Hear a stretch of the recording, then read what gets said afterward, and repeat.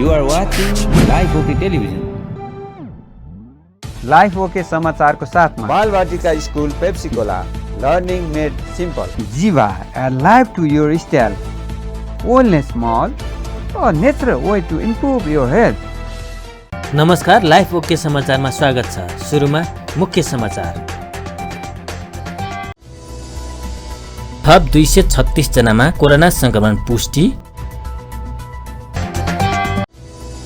नेकपा एमालेको विरोधका बीच प्रतिनिधि सभाले विभिन्न अध्यादेश पारित।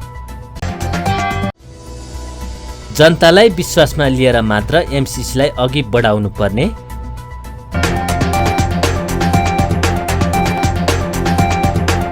अब समाचार विस्तारमा। नेपालमा थप 1 जनामा कोरोना भाइरसको ओमिक्रोन भेरिएन्टको संक्रमण पुष्टि भएको छ। नियमित जिन सिक्वेन्सिङका क्रममा बुधबार 1 जनामा ओमिक्रोन र 22 जनामा डेल्टा भेरिएन्ट पुष्टि भएको स्वास्थ्य तथा जनसङ्ख्या मन्त्रालयले जनाएको छ। ओमिक्रोन पुष्टि भएका 98 वर्षीय वृद्ध आफ्नै घरमा आइसोलेसनमा रहेको मन्त्रालयले जानकारी दिएको छ। त्यस्तै बुधबार 7233 नमुनाको पीसीआर परीक्षण गर्दा 217 जना संक्रमित फेला परेका छन् भने 4043 जनाको एन्टिजेन परीक्षण गर्दा 19 जनामा संक्रमण पुष्टि भएको पनि मन्त्रालयले जनाएको छ। त्यसैगरी थप 272 जना संक्रमण मुक्त भएका छन्। कोरोना भाइरसको संक्रमणबाट 2 जनाको मृत्यु भएको छ। हाल 4948 होम आइसोलेसन र संस्थागत 237 गरी 5185 जना आइसोलेसनमा रहेको मन्त्रालयले जनाएको छ।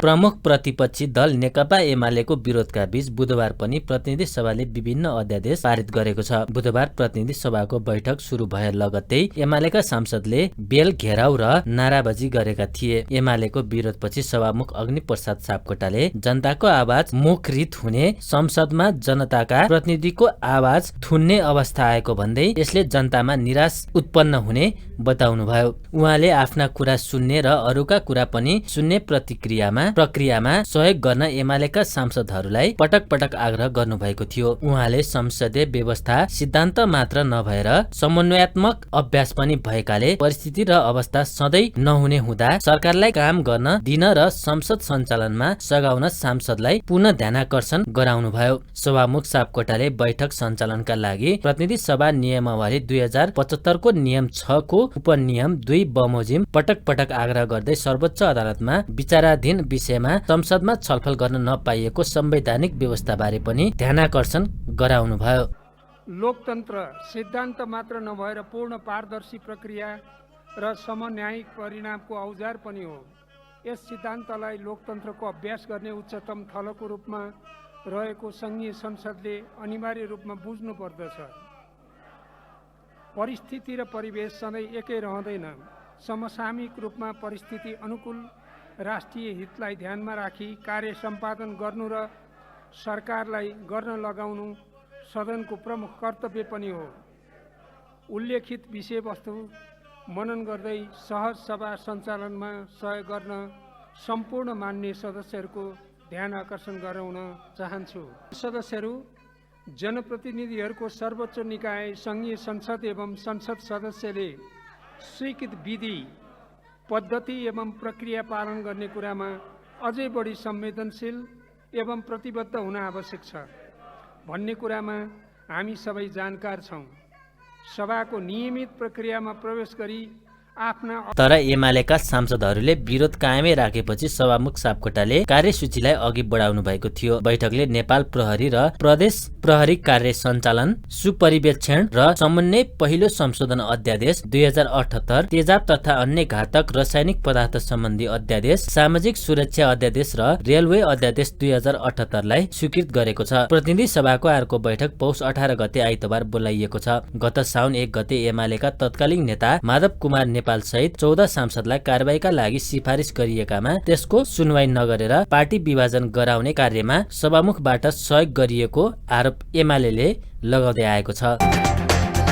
नेकपा एकीकृत समाजवादीका अध्यक्ष माधव कुमार नेपालले जनतालाई विश्वासमा लिएर मात्रै एमसीसीलाई अघि बढाउनु पर्ने बताउनु भएको छ। बुधबार रौतहटको वृन्दावन नगरपालिका 5 स्थित स्वास्थ्य चौकीको उद्घाटन गर्दै नेता नेपालले एमसीसी सम्झौताका विषयमा सरकारसँग छलफल भइरहेको भन्दै जनतालाई विश्वासमा लिएर मात्रै एमसीसीलाई अघि बढाउनु पर्ने बताउनु भएको हो। एमसीसीका बहानामा कुनै प्रकारको सुरक्षा रणनीति सम्बन्धी कार्य वा छिमेकी देशको विरुद्ध हुने गतिविधि स्वीकार गर्ने पक्षमा आफूहरू नरहेको उहाँले बताउनुभयो। अध्यक्ष नेपालले नेपालको भूमिमा नेपालको अधिकार भएकोले आफ्नो भूमिमा विकास कार्य, रोजगारी सिर्जना तथा प्रयोग गर्ने नेपालकै भएको तर्क गर्नुभयो।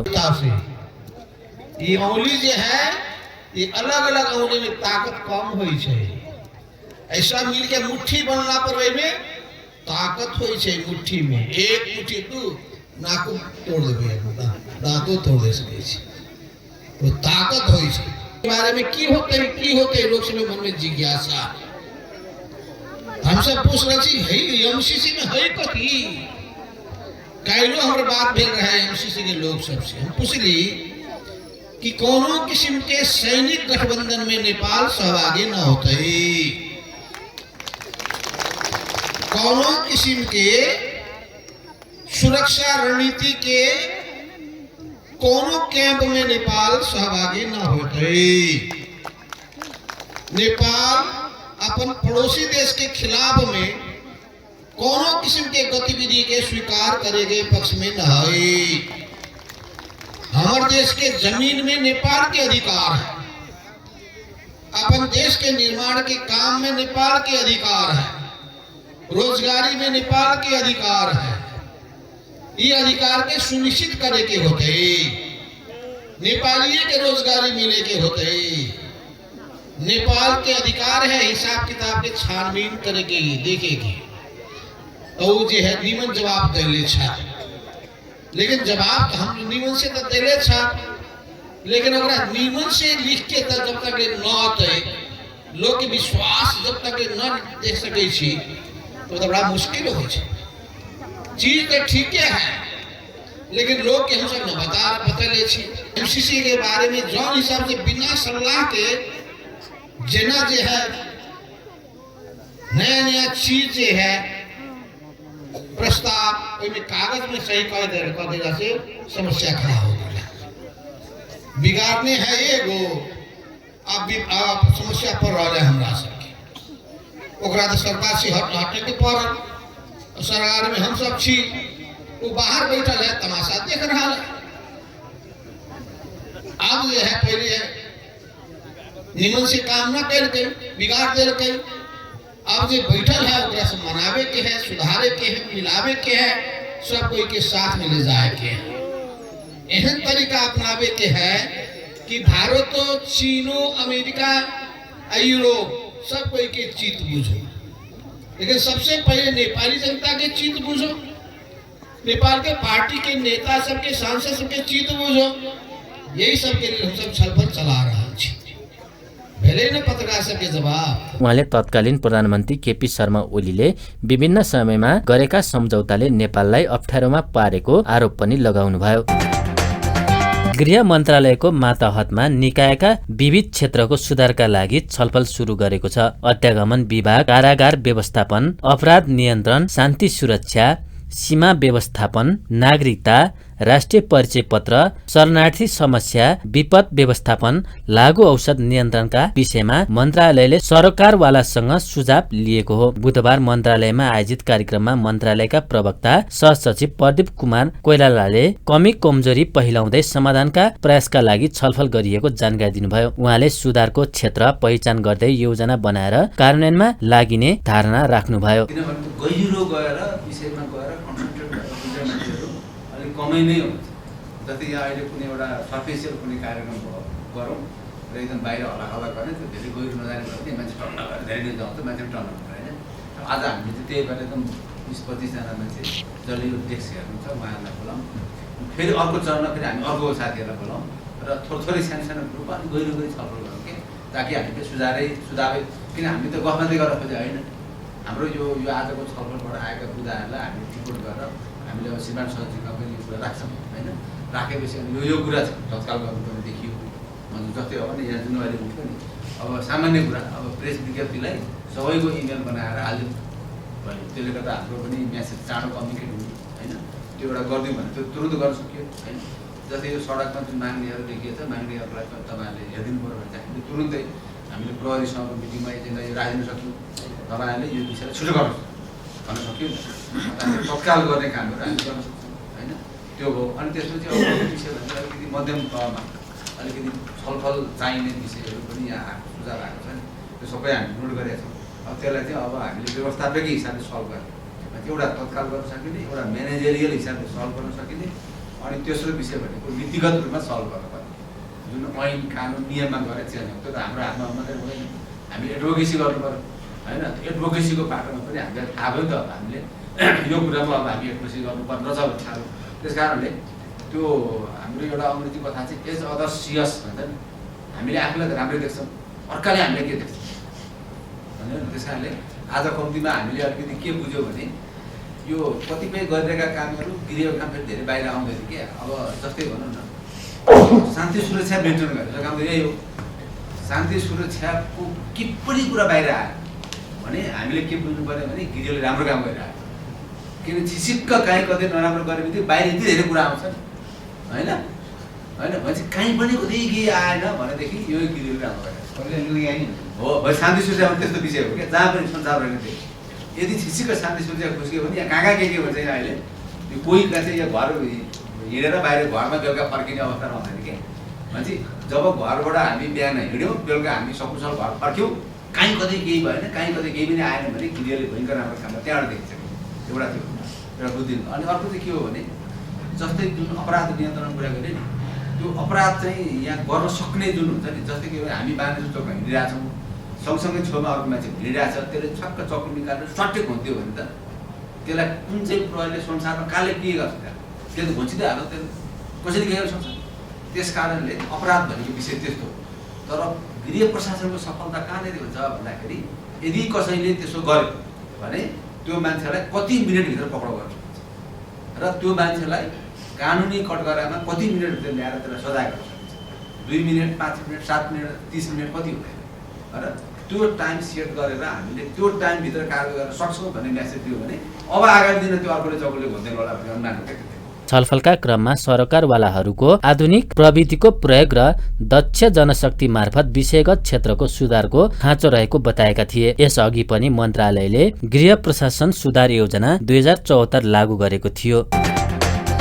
नेकपा माओवादी केन्द्रले पुस 11 देखि 13 गतेसम्म हुने प्रथम राष्ट्रिय सम्मेलनको तयारी तीव्र पारेको जनाएको छ। राष्ट्रिय सम्मेलनका विषयमा जानकारी दिन बुधबार पार्टी कार्यालय पेरिस डाँडामा पत्रकार सम्मेलन गर्दै माओवादीले राष्ट्रिय सम्मेलनमा 1533 प्रतिनिधि हुने जानकारी समेत गराएको छ। पत्रकार सम्मेलनमा माओवादी प्रवक्ता कृष्ण बहादुर महराले सम्मेलनका लागि भक्तपुर, ललितपुर र काठमाडौँका प्रवेशद्वारमा स्वागतद्वार राखिने र मुख्य ठाउँहरूमा सम्मेलन बारे पोस्टर राखिने जानकारी दिनुभयो। उहाँले माओवादीको महाधिवेशन नभएर सम्मेलन मात्र भएको कारण कुनै देशभित्र र बाहिरबाट कुनै अतिथिलाई आमन्त्रण नगरिने उहाँले बताउनुभयो। उहाँले सम्मेलनका लागि राजनीतिक वैचारिक तयारीका लागि अध्यक्ष पुष्पकमल दाहाल प्रचण्डले प्रतिवेदन लेखिरहेको जानकारी दिनुभयो। नयाँ क्रान्तिकारी विचार निर्माण र नयाँ क्रान्तिकारी पार्टी निर्माण गर्नका लागि सम्मेलन केन्द्रित हुने महराले बताउनुभयो।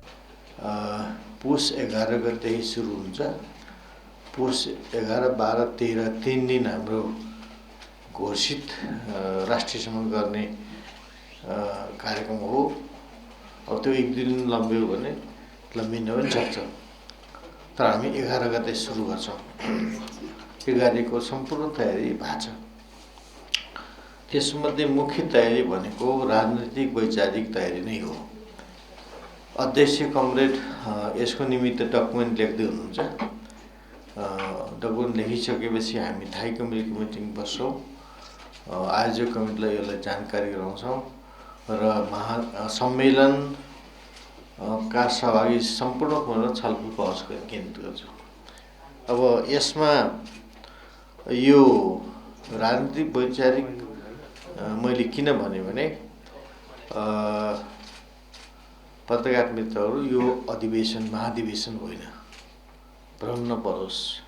यो राष्ट्रिय सम्मेलन हो। राष्ट्रिय सम्मेलन अधिवेशन भनेको फरक हुन्छ। अहिले राष्ट्रिय सम्मेलनको दुईटा विषय जो यो लोगोमा पनि केन्द्रित छ, नयाँ क्रान्तिकारी विचार निर्माण र नयाँ क्रान्तिकारी पार्टी निर्माण, यसको दुईटा मुख्य दायित्व हो। हामीले गत साउनको अन्तिम समयमा केन्द्रीय समितिको मिटिङ बसेका थियौँ र केन्द्रीय समितिको मिटिङमा पनि हामीले एउटा डकुमेन्ट अध्यक्ष कमिटीले प्रस्तुत गर्नुभएको थियो र त्यसको मूल नारा पनि यही हो, यो राष्ट्रिय सम्मेलन विचार निर्माण गर्ने सम्मेलन हो।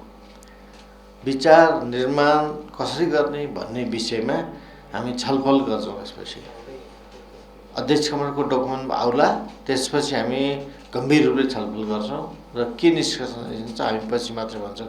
हामी सम्मेलनको अन्त्यमा फेरि पत्रकार सम्मेलन गर्ने नै छौँ, त्यसमा हामी सबै कुरा भन्नेछौँ। एउटा कुरा त्यो हो। दोस्रो कुरा अब पार्टी निर्माणको सवाल छ। हामी कतै पार्टी निर्माणको विषयमा हामी अरू पार्टी जस्तो होइन, अरू पार्टी जस्तो बनाउँछ उस्तै पार्टी बन्छ भन्ने होइन। हामी अलिक फरक ढङ्गको पार्टी निर्माणमा छौँ। फरकहरूको ढङ्गको भन्नाले हामीले हाम्रो मान्यता सिद्धान्त मार्क्सवाद लेनिनवाद माओवादलाई सिद्धान्त मानेका छौँ र त्यसको सङ्गठन र सिद्धान्त के भने जनवादी केन्द्रितता हो। सम्मेलन हामी काठमाडौँमा गर्छौँ। काठमाडौँको प्रज्ञा भवनमा हामीले निश्चित गरेका छौँ।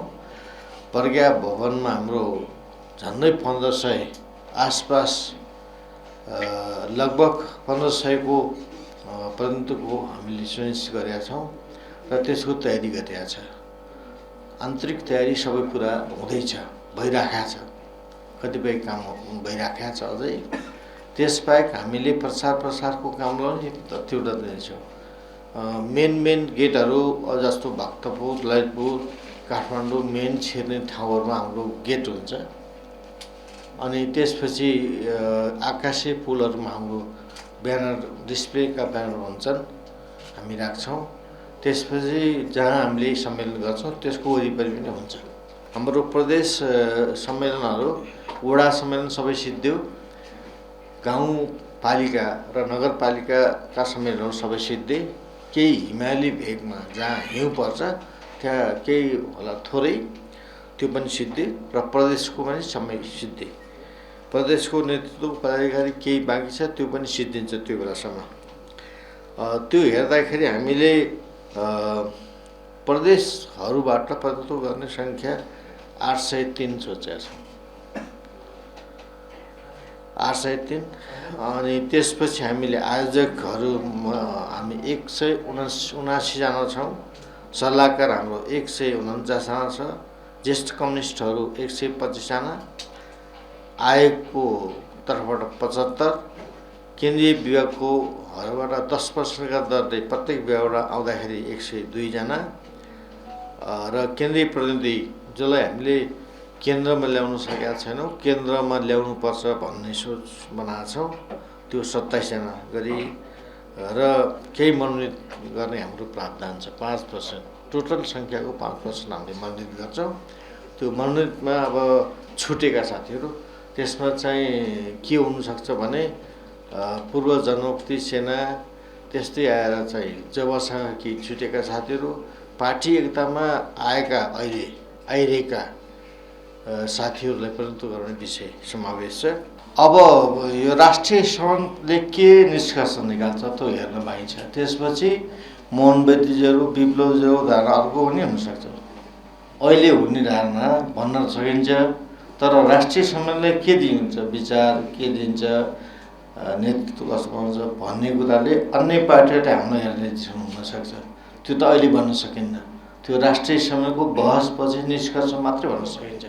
हामी चाहन्छौँ हामी क्षेत्रीयका माओवादी शक्तिहरू एक ठाउँमा हौँ भन्ने नै इच्छा छ हाम्रो चाहना यो हो। त्यसको निमित्त मैले अहिले सुरु भने हामीले 64देखि यता समीक्षा गर्दछौँ। हामीले कहीँ कमजोरी गऱ्यौँ कि हाम्रो पनि त हुनसक्छ।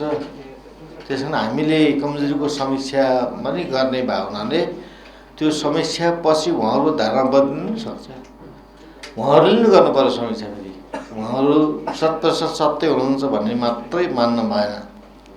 त्यसो कारणले हामी के हुन्छौँ भन्ने कुराको धारणा उहाँहरूले राष्ट्रिय समितिपछि भन्न सक्नुहुन्छ। त्यस्तै प्रवक्ता महराले अमेरिकी सहयोग परियोजना MCC पास गर्न राष्ट्रिय सहमति आवश्यक रहेको बताउनुभयो। परिमार्जन नगरी राष्ट्रिय सहमति बिना MCC अघि बढ्न नसक्ने उहाँको भनाइ छ। राष्ट्रिय सभा अन्तर्गतको प्रत्यायोजित व्यवस्थापन तथा सरकारी आश्वासन समितिले प्रत्यायोजित व्यवस्थापनलाई परिमार्जन र नियमनका लागि छुट्टै ऐनको मस्यौदा संसदमा पेश गर्न सरकारलाई निर्देशन दिएको छ। सिंहदरबारमा बुधबार बसेको समिति बैठकले सदनले बनाउने बाहेकका कानून निर्माणमा एकरूपता ल्याउनका लागि छिटो भन्दा छिटो ऐनको मस्यौदा संसदमा पेश गर्न सरकारलाई निर्देशन दिएको हो। प्रत्यायोजित विधायन वा सहायक कानून निर्माण गर्दा एकरूपता नहुने देखिएकाले छुट्टै ऐनको आवश्यकता देखिएको समिति सभापति रामनारायण बिडारीले जानकारी दिनुभयो। उहाँले सदनले बनाउने बाहेक सरकारले वा संवैधानिक निकायले बनाउने कानूनमा एकरूपता ल्याउनका लागि मापदण्ड आवश्यक रहेको बताउनुभयो। हामीले आजको छलफलमा कानून मन्त्री कानून सचिवलाई चाहिँ नि आमन्त्रण गरेर यो प्रत्यायोजित विधायन अथवा सहायक कानून अथवा पार्लियामेन्टले बनाउने बाहेक संसदले बनाउने बाहेक नेपाल सरकारले वा संवैधानिक निकायले अथवा स्ट्याट्युटरी बडी कानुन बमोजिम गठन भएका निकायले बनाउने कानुनहरूको बारेमा एकरूपता ल्याउनु पर्यो। त्यो कानुनहरूको मापदण्ड बन्नु पर्यो। कानुन बनाउँदाखेरि शर्तहरू के रहने हुनु पर्यो भन्ने विषयमा छलफल गरेर एउटा छुट्टै ऐन ल्याउने, प्रत्यायोजित व्यवस्थापनलाई परिमार्जन गर्नको निम्ति नियमन गर्नको निम्ति एउटा छुट्टै ऐनको मस्यौदा गरेर नेपाल सरकारलाई चाहिँ नि संसदमा पेश गर्नको निम्ति आज यो समितिले निर्देशन यहाँभन्दा अगाडिको बैठकले पनि दिएको थियो, कानुन मन्त्रालयले निर्देशन दिएको थियो। आज उहाँहरूको काम कारबाही कहाँ पुग्यो, कति काम गर्नु भन्ने कुराको बारेमा छलफल भयो। मान्य मन्त्रीज्यूले यो ऐन चाँडै भन्दा चाँडै छिटो भन्दा छिटो यो ऐन चाहिँ संसदमा पेश गर्ने प्रतिबद्धता व्यक्त गर्नुभयो। त्यसैगरी सचिवले पनि यो कामलाई प्रक्रिया अगाडि बढिसकेको, सैद्धान्तिक सहमतिको निम्ति क्याबिनेट गइसकेको, क्याबिनेटबाट छिट्टै यो चाहिँ नि सैद्धान्तिक सहमति भएर फर्किन्छ र त्यसपछि हामीले तदारुकताका साथ चाहिँ नि कार्यसूची बनाएर यही अधिवेशनमा नै सदनमा पेश गर्न सक्ने गरी तयारी गर्ने वचनबद्धता व्यक्त गर्नुभयो। बैठकमा कानून मन्त्रालयका प्रतिनिधिहरूले प्रत्यायोजित व्यवस्थापनलाई परिमार्जन र नियमनका लागि छुट्टै ऐनको मस्यौदा मन्त्री परिषदमा पेश गरिएको र पारित हुने बित्तिकै सदनमा पेश गर्ने तयारी भएको जानकारी दिएका थिए।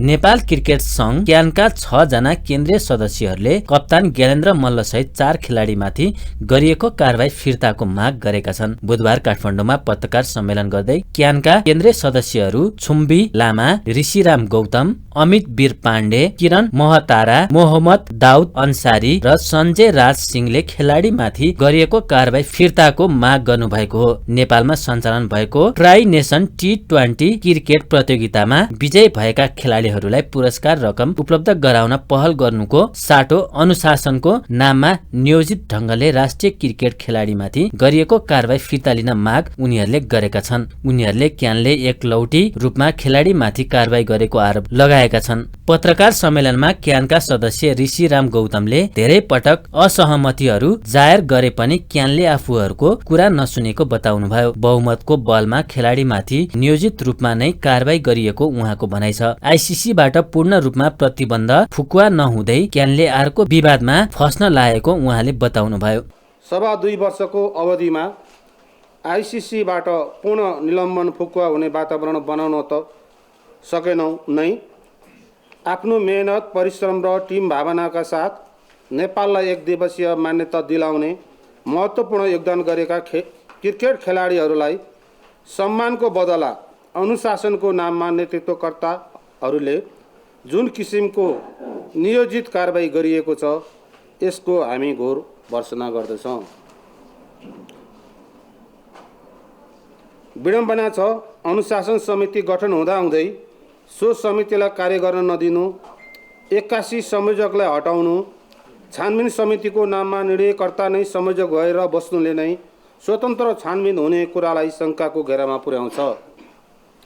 छानबिन प्रतिवेदन हामी बोर्ड सदस्यहरूलाई समेत जानकारी नगराउनु र हाम्रो असहमतिका बावजुद खेलाडीहरूको भविष्यमाथि खेलवाड हुने गरी कारबाही गरिनुले नेपाली क्रिकेटलाई कहाँ पुर्याउन खोजिएको हो भन्ने गम्भीर प्रश्न उठेको छ। 2076 आश्विन 11 गते भएको निर्वाचनमा निर्वाचित भए पश्चात नयाँ नेतृत्व आएपछि पनि पूर्ण रूपमा निलम्बन फुका हुन सकेको छैन। यसमा मुख्यतः नेतृत्व जिम्मेवार छ। अहिले पनि विधि पद्धति अनुसार क्रिकेट सङ्घलाई चलाउने प्रयास भएको देखिँदैन। बरु जे जस्ता काम भएका छन् त्यसले अर्को दुर्घटना निम्त्याउने त होइन भन्ने चिन्ता बढेको छ। कार्यसमितिको बैठकमा एजेन्डा वितरण नगरी आफू खुसी प्रस्तावहरू ल्याएर छलफल गर्ने, निर्णय पनि आफ्ना अनुकूलतामा लेख्ने तथा कतिपय निर्णयहरू छलफल नै नगरी लेख्ने र हामी सदस्यहरूले समेत त्यस्ता निर्णयहरू प्रेस विज्ञप्ति मार्फत थाहा पाउनुपर्ने अवस्था बनेको छ। कार्यसमितिको बैठक भएकै दिन निर्णयहरू नलेख्ने तथा एउटा बैठकको निर्णय अर्को बैठकमा समेत जानकारी नगराउँदा असहमति हुँदै पनि आफ्ना धारणा राख्ने अवस्था बनेको छैन। तर क्रिकेट सङ्घ जसरी चलेको छ यसले विधि र पद्धतिबाट चलेको छ कि नेतृत्वकर्ताको स्वेच्छाचारितामा भन्ने प्रश्न गम्भीर रूपमा उठ्दै आएको छ।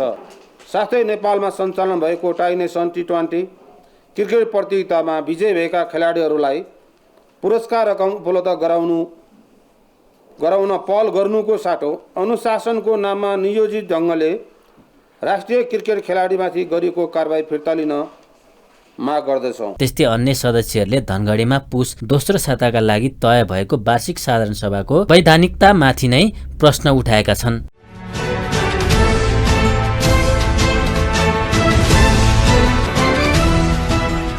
सुनको मूल्य लगातार गिरावट भएको छ। सुन तोलामा 400 रुपियाँले घटेको हो। यस दिन छापाला सुन प्रति तोला 92,600 रुपियाँमा झरेको नेपाल सुनचाँदी व्यवसायी महासंघले जनाएको छ। तेजाबी सुन प्रति तोला 92,100 रुपियाँमा कारोबार भइरहेको छ। चाँदीको भाव भने वृद्धि भएको छ। यस दिन चाँदी तोलामा 10 रुपियाँले उकालो लागेको हो। महासंघको तथ्याङ्क अनुसार चाँदी प्रति तोला 1,245 रुपियाँमा खरिद बिक्री हुँदैछ।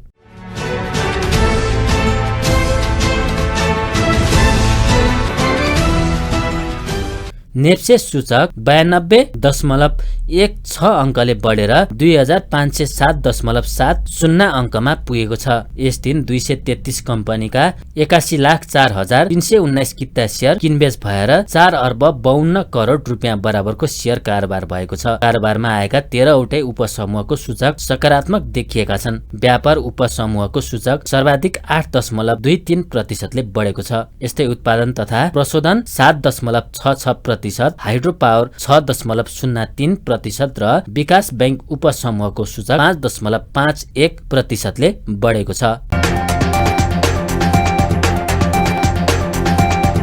अन्त्यमा प्रमुख समाचार फेरि एकपटक। थप 236 जनामा कोरोना संक्रमण पुष्टि। नेकपा एमालेको विरोधका बीच प्रतिनिधि सभाले विभिन्न अध्यादेश पारित। जनतालाई विश्वासमा लिएर मात्र एमसीसीलाई अघि बढाउनु पर्ने। हस्त अहिलेका लागि लाइफ ओके समाचार यति नै। हेर्दै गर्नुहोला लाइफ ओके टेलिभिजन। नमस्कार।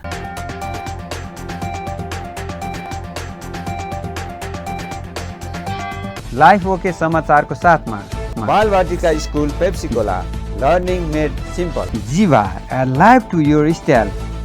Wellness Mall, a natural way to improve your health.